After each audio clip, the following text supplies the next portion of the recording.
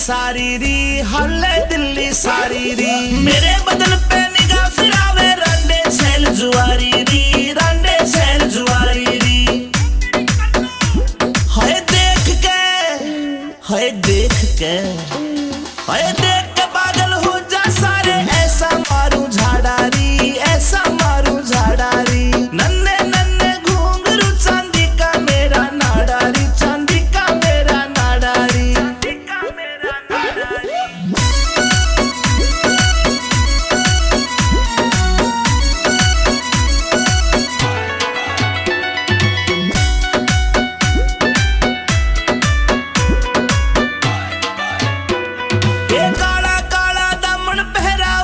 चुन्नी डाली री, ऊपर चुन्नी डाली री। नाक की नकली चमके मारे लागे प्यारी प्यारी री, लागे प्यारी प्यारी री। कातिल से, कातिल से, कातिल से मुस्कान मेरी आशिक का करे कबाड़ारी, आशिक का करे कबाड़ारी। नन्हे नन्हे घुंघरू चांदी का मेरा नाडारी, चांदी का मेरा नाडारी।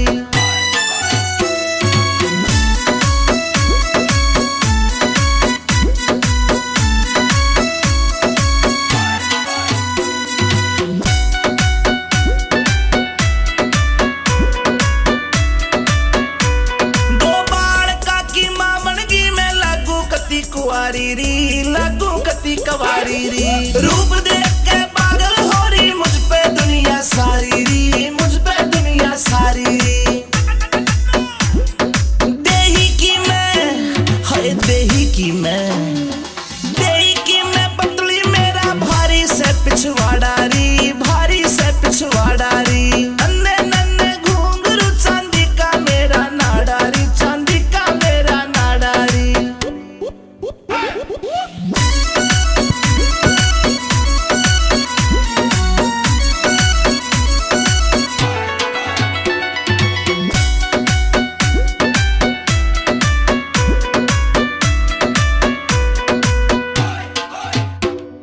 अमित चौधरी से जोड़ी मन पक्की दिल से यारी री, पक्की दिल से यारी री। आज पहर मेरे धोरे रहता करता ताबेदारी री, वो करता ताबेदारी री।